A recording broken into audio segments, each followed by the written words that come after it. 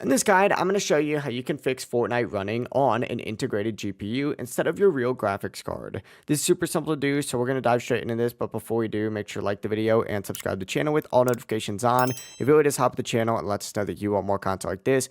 We'd greatly appreciate it, and if at any point throughout this guide you do have any questions, just ask them down in the comment section below, and we can help you out further. I'm going to be doing my best to reply to every single comment down there. Now, if you have a gaming PC, chances are you do have two GPUs, the weak integrated one and your dedicated powerful GPU. Sometimes Fortnite will choose the wrong one, causing terrible FPS and lag. Here's how you're going to want to change that. Begin by closing out of Fortnite completely. And after you do close out of Fortnite completely, go ahead and right click on your desktop and you're going to see a bunch of different options. Go ahead and choose show more options down at the very bottom and then go ahead and select NVIDIA control panel. Once you get it opened, what you're going to want to go ahead and do is just find this option to manage 3D settings and go ahead and select it.